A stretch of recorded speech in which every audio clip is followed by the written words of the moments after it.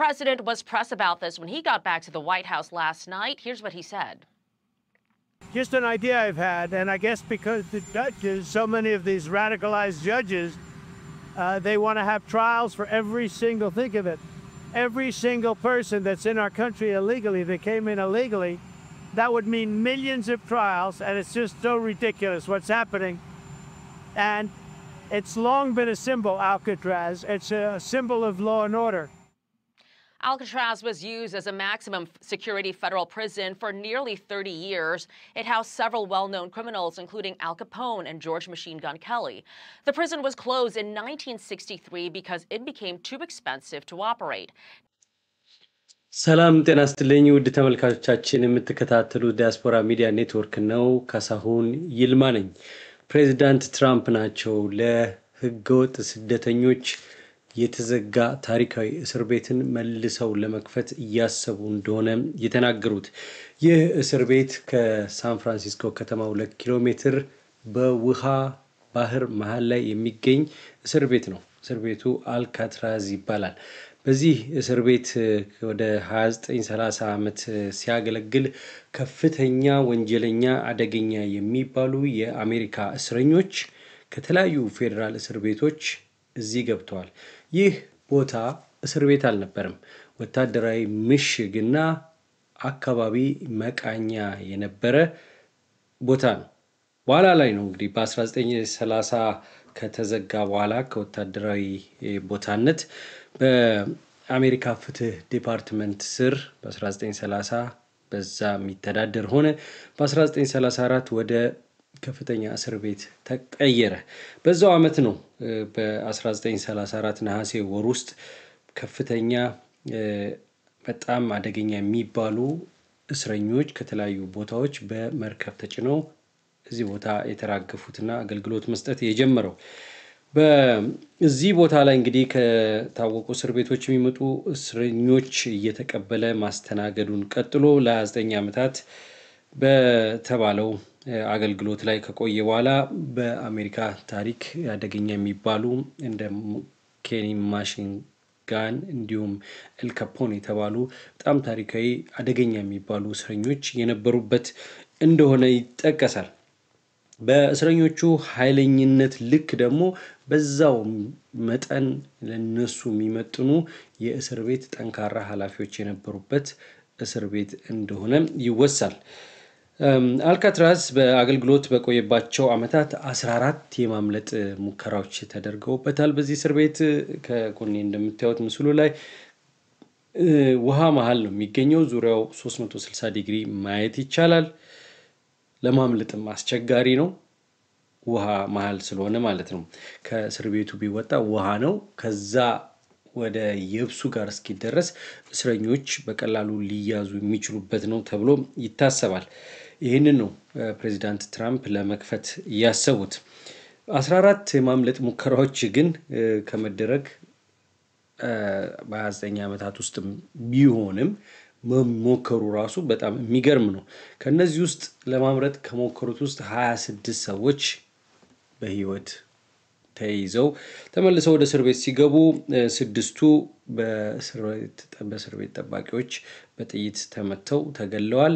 ሁለት ሰዎች ደግሞ ውስጥ ሰምጠዋል ይሄ መሆኑ ሶስት ሰዎች ግን እስከዛሬ ድረስ ታምር የሚባል እስከዛሬ ድረስ እንቆቅልሽ የሆነ የማምለጥ ሙከራ አድርገዋል እዚህ ሀገር ኤሲ በሚባለው በአየር ማስወጫ ማስተንፈሻ እና ማቀዝቀዣ ሙቀትም የሚወጣበት በዛ ውስጥ ነው ቀደው ከዛ ወጥተው እንደገና ሜክሺፍት ድራፍት ሰርተው ይሄ የእንጨት ጀልባ አይነት ነገር እንዳመለጡ ይነገራል ከ14 አመት ውስጥ 26 ሰው ሲያዝ ሁለት ሰው ሰምጦ ሲሞት አምስቱ ሰዎች የደረሱበት አልታወቀም ግን ያው ሰምጠው ሞተዋል ደግሞ ተብሎ ይታመናል ነገር ግን በ1962 ዓመተ ምህረት የቀደም ብዬ ተቀስኩላችሁ የማምለጥ ሙከራ በጣም የሚገርም ነው ፍራንክ ሞሪስ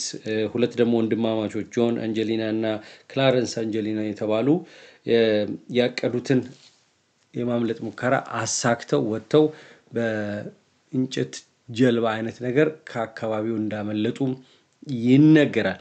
እነዚህ ሰዎች ግን የእስር ቤቱን የአየር መስተንፈሻ ተጠቅመው ወጥተው እስከዛሬ አልተገኙም። የት እንዳሉም አይታወቅም። ከዛም በኋላ ደረሱበት አልታወቀም። እንቆቅልሽ እንደሆነ ቀርቷል። ይኑሩም ይሙቱም የተነገረ ነገር የለም። ይህ እስር ቤት በ1979 ዓመተ ምህረት ታዋቂው የፊልም ተዋናይ ክሊንት ኢስትውድን የምታውቁ እንግዲህ አሁን አርጅቷል። ክሊንት ኢስትውድ በርካታ ፊልሞችን ሰርቷል።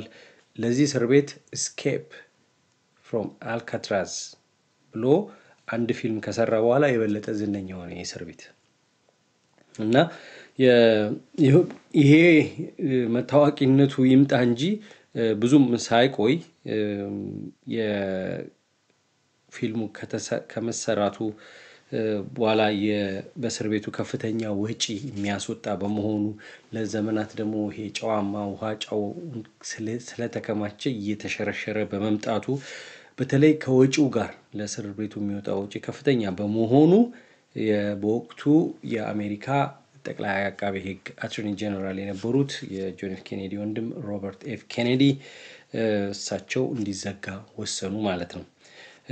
በዚህ ማርች 1963 ከተዘጋ ከ9 ዓመታት በኋላ በ1972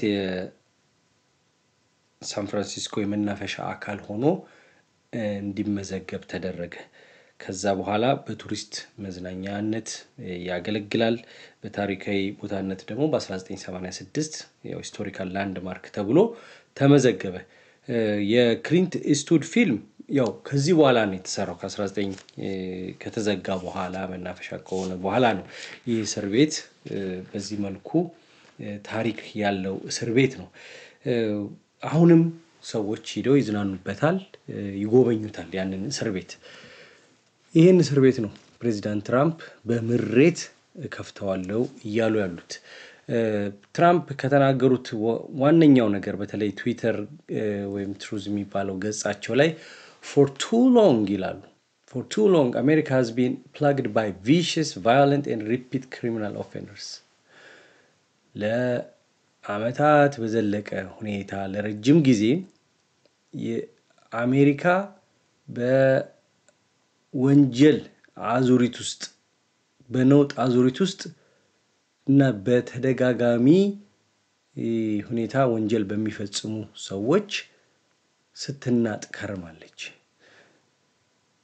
the dregs of society who will never contribute anything other than misery and suffering. ለማህበረሰቡ ምንም አስተዋጽኦ ማያመርክቱ ሰቆቃና መከራ ብቻ የሚያመጡ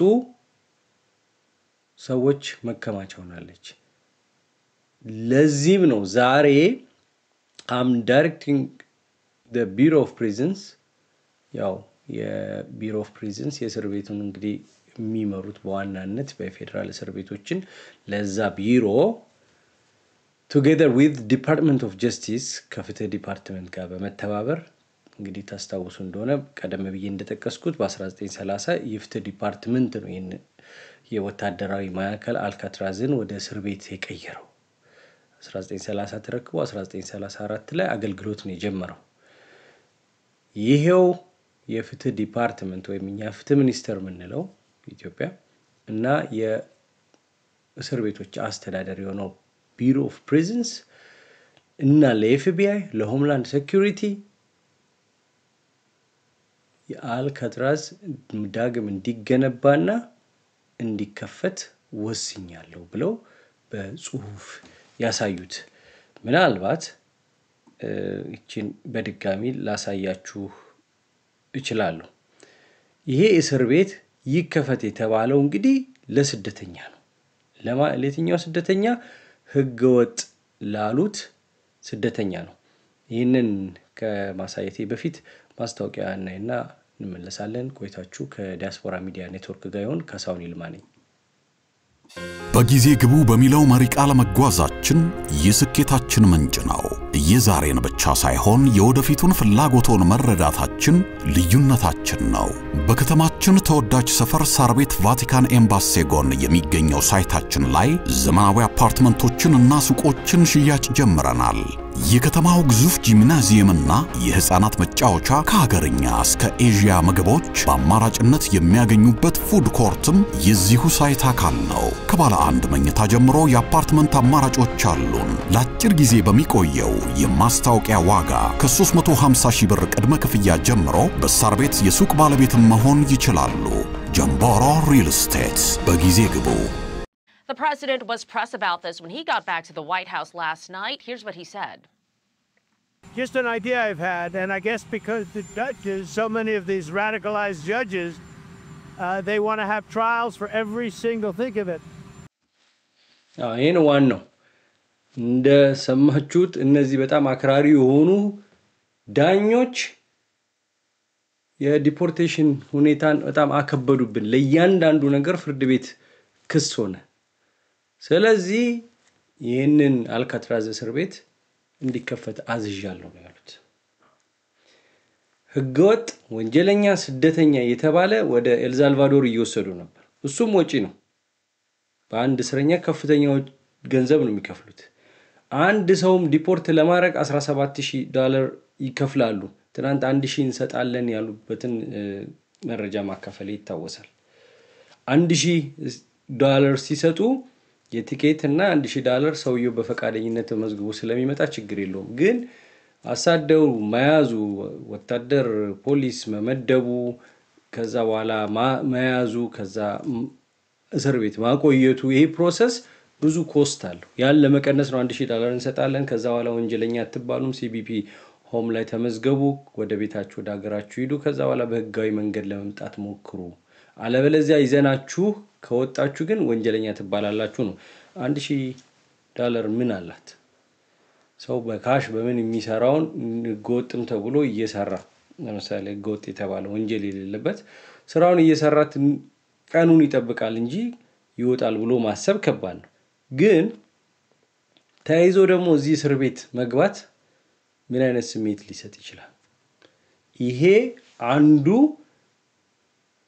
እስረኛ ጎጥ የተባለው ስደተኛ ኤልሳልቫዶር መሄድን ሲፈራ እንደገና እዚህ መያዝን ሲፈራ በመሃል ምን መጣ?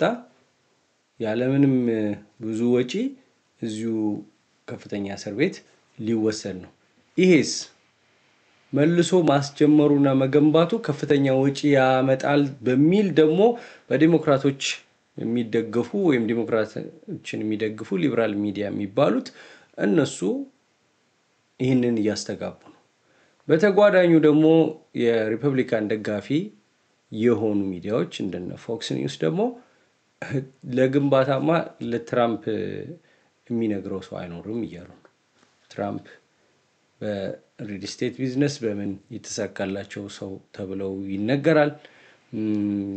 ኒውዮርክን የግንባታ አብዮት ያስነሱ ናቸው የህንጻ ይባላል።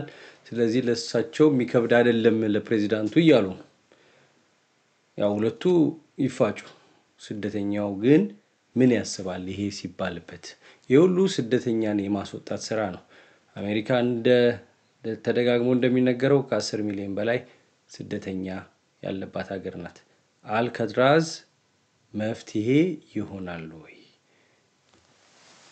የአሜሪካንን የስደተኛ ቀውስ መፍትሄ ይሰጣል ወይ የሚለው በጣም ከባድ ነው። ምክንያቱም በተለያየ መልኩ የእስር ቤቶች የሚከማቹ ማሰሪያው እንኳን እየጠፋ ነው። አሁን ፍሎሪዳ 80,000 ሰው እናባረራለን ተብሏል። በቀደም 1,000 ተይዟል። ከዛ በኋላ ምንም ድምጽ የለም። በየቀኑ 1,000 ቢይዙ በወር 30,000 ነው። በ3 ወር ውስጥ ይይዛሉ። የት ያረጓቸዋል? 3 እስር ቤት ነው ያለው አሉ ደሳንቲስ ገቨርነሩ። ይሄንን እናስፈጽማለን እያሉ ነው። ግን ወጪው ቀላል አይደለም። ወንጀለኛ ያሏቸው ሰዎች ግን አሜሪካ ምድር ላይ መቀመጥ ያለባቸው አይደሉም። የሚያስፈራ ወንጀል ነው የሚፈጽሙት። ሌላው ከዚህ ጋር ተያይዞ ያው በርካታ ዜናዎች ትችቶችም ሙገሳዎችም እየተቀበሉ ነው ፕሬዝዳንት ትራምፕ ግን ይሳካሉ የሚለው ደግሞ ሌላው አነጋጋሪ ጉዳይ ነው ምክንያቱም ይሄንኑ ከመናፈሻነት ተረክቦ ዲፓርትመንት ኦፍ ጀስቲስ ተገንብቶ ስንት ዓመት ትራምፕ አይለቁም እስከዛ አልቅም ፕሬዝዳንትነት ጊዜያቸው እሱ ደግሞ ሌላ ጥያቄ የሚያነሱት ነው እስር ቤቱ ይሄ ነው እንደምታዩት ከጎኔ በጣም ባህር መሃል ያለ ነው የምታዩት የሆነ አንድ ሀብታም ቤት ወይም አንድ መዝናኛ ሆቴል ነው የሚመስለው ቱሪስቶች እየሄዱ ይጎበኙታል እስር ቤት ሳይሆን ብንጎበኘው ጥሩ ነው ይሄን ቦታ ሌላው በሪፐብሊካኖች እና በዲሞክራቶች መሃል የስደተኛው ጉዳይ ብዙ ያፋጨ ነው ዲሞክራቶች እንደሚታወቀው ስደተኛውን ሁሉ ጊዜ ምርጫ ሲመጣ ነው የሚፈልጉት እዚህ ያለው ማይኖሪቲ ላይ እንኳን የሚገባውን ስራ በቆዩበት ጊዜ ብዙ መፍትሄ ሊሰጣቸው የሚገባ ነገሮች ላይ አልሰሩም አሁን ሰሞኑን የቀረበው CNN ላይ በጣም የሚያሳፍር በጣም የሚያሳዝን ነው ለአሜሪካውያን በካርቴል በሜክሲኮ በድራግ ውስጥ የተዘፈቁ ሰዎች ፊት ሸፍነው ድምጽ ቀይረው ትራምፕ አስተዳደር ላይ ያለውን አስተያየት አንድ የሐሺሽ እጽ አዘዋዋሪ የማፊያ ቡድን አባልን ኢንተርቪው አድርገዋል ይሄን የተመለከተ ዝግጅት ይዤላችሁ መጣለሁ ስለተከታተላችሁኝ ከልብ አመሰግናለሁ ካሳሁን ይልማ ነኝ እነዚህ ከጎን የምታዩቸው እንግዲህ ያኔ ቀድሞ የነበሩ ታሳሪዎች ናቸው በወቅቱ አደገኛ የሚባሉ እስረኞች ናቸው እና እነዚህ ደግሞ ያው ሐላፊ ናቸው እስር ቤቱ ይሄ በጣም አደገኛ ከሚባሉ ወንጀለኞች ከተያዙት ውስጥ ነው በወቅቱ ይሄም ካፖን የሚባለው ነው ታሪኩን ሄዳችሁ ማየት ትችላላችሁ እነዚህ እስር ቤቶች ብዙ ታሪክ አላቸው እነዚህ ሶስቱ ያመለጡት ያልኳችሁ ናቸው ይሄ ነው የዛሬ መረጃዬ በሜክሲኮ ካርቴል ላይ የተሰራውን የሲኤንኤን ቃለ ምልልስ እንዴት ታዩታላችሁ እንደው እንዳስተያየት ራሱ አስተያየት የምሰጥበት ጉዳይ ይሆናል ብዬ ነው እሱን ወደ እናንተ ማመጣው ስለተከታተላችሁኝ አመሰግናለሁ 5126774634 ላይ መደወል ድምጽ ቮይስ ሜል እና ሜሴጅ መተው ትችላላችሁ ቴሌግራምም አለው በተለያየ መልኩ የምትደውሉ ሚዲያውን ለመርዳት የምትፈልጉ ደግሞ 6463263147 ካሻፕ እና ዜል አለው እዛ ላይ የምትችሉትን ብታደርጉ በጣም ደስ ይለኛል መተባበር ነው ዶክተር ተስፋዬ ተሊላ የቴክሳስ ቻፕተር በኔ ኃላፊነት ቴክሳስን እንዳስተባብር አደራ ሰጥተውኛል በዚህ ቻፕተር ስር መግባት የምትፈልጉ የልብ ህሙማን በኢትዮጵያ እንዲረዱ ዶክተር ተስፋዬና ባለቤታቸው የሚያረጉት አስተዋጽኦ እኛ ደግሞ በጠብታ ማገዝ እንችላለንና አባል መሆን ስብሰባዎች ሲኖሩ በዙም መካፈል እና $5 መርዳት ነው ብዙ አይደለም በወር $5 ስለዚህ ይሄንን ለማድረግ የምትፈልጉ ዛሬ 123 ሰው አግኝቻለሁ አመሰግናለሁ በዚሁ በ5126774634 ላይ ስልካችሁን ላኩልኝ አዳረጋችኋለሁ እዛ ግሩፕ ውስጥ ፈቃደኛ የምትሆኑ ሰዎች ካሁኑ ላመሰግን ወዳለሁ ቴክሳስ ብቻ የምትኖሩ ነው በየቻፕተሩ የተለያየ አለ የሜሪላንድም አለ ምንም አለ የምትፈልጉ ከሆነ እሱን መረጃ ሰጣችኋለሁ የምትጠይቁኝ ሰዎች ካላችሁ ቴክስት ሜሴጅ አድርጉልኝ አመሰግናለሁ ካሳሁን ይልማ ነኝ